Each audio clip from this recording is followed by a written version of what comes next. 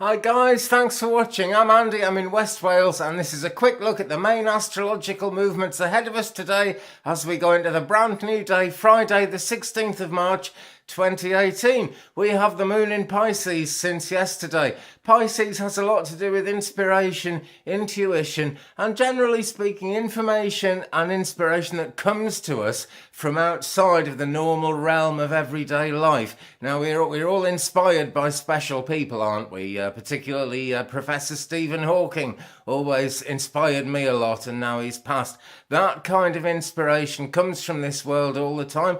We think of it often as a vale of tears, a sad place where no one can breathe. But actually, there are a lot of inspiring people out there doing interesting things. Sometimes just things that interest them more than the rest of us. But they're living their life. They're making their little part of the world a better place and a more effective place by having a more effective life. Anyway, the main thing though today and yesterday and to a certain extent tomorrow, right up till 1856 UK tomorrow, we have this Pisces influence, and it'll be around again in the next cycle. And this is about being aware of things that maybe aren't obvious, that maybe aren't in the real world. But inspiration is basically heightened. So we have the moon in Pisces at the moment, 1.6% full, nearly waned down to nothing now, and probably not visible in the sky. I couldn't see her last night anyway. 17th of March tomorrow, in fact, at 13:11 UK time. So that would be 11:11 Eastern calendar in the States, and I'm just going to give up there because I always get them wrong. But 1:11 UK time anyway, basically. That is the bottom line. 1:11 UK time. Then the moon will actually be a new moon. I wouldn't launch anything new and exciting until 1 or 2 days into the new moon, possibly even day 3, because as she builds up, there is more energy behind things if you're looking at things in a manifestational kind of a way, which you don't have to, but it does help a lot, I think. I'm really sure. I've followed this for many years, and I'm sure that it's of value. So at the moment, the alignment of the moon is she is conjunct Neptune. Now Neptune is actually the ruling planet of Pisces, so we have a coming together of things there. Yet more into the psychic realm, the touchy-feely realm. Imagination is strong, intuition is very strong actually, and people are more likely to show sensitivity around taking their beliefs forward at this time, because of course our own personal beliefs, they're so important because they do take us forward, and I would like to see everyone following out their own personal beliefs, but everyone's personal beliefs are different. Everyone's going in a different way, which is absolutely fine because it takes so many different kinds of people to make a world. Not a problem. It would be much better if we could understand more where each other are coming from. So use that intuitiveness that's in the air today. Try and see a bit deeper into other people's kind of, what drives other people. Everyone we meet is fighting some kind of a battle in this world today. When I was a child, you could have said that kind of everyone you met would face a battle at some time in their lives, if not more than one. But actually everyone now is fighting a battle. It's an adversarial world. We have to somehow make it. For example, we have to make it at work, despite the fact that we're only really there to make other people wealthy and to do a thing, but a thing that really kind of, as much as it matters, it doesn't matter enough for anyone to really value people doing basic things anymore.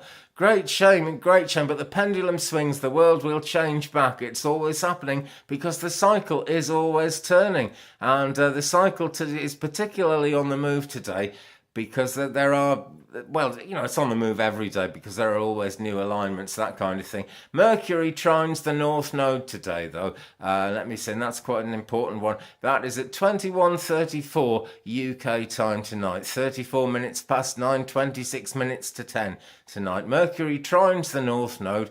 Now, trine is a nice positive alignment, but Mercury, well, the messenger of the gods, could be good, could be confusing. You just never know with Mercury, because Mercury is actually coming up up to retrograde. We haven't now got long before Mercury retrograde actual station on the 22nd of March in USA and the 23rd of March here in UK and this part of Europe. That is when Mercury actually stations retrograde, and we are in the pre-shadow. The pre-shadow doesn't become intensified until Monday the 19th, but we're still in the pre-shadow to that, so I wouldn't have a great amount of trust around Mercury, to be quite honest.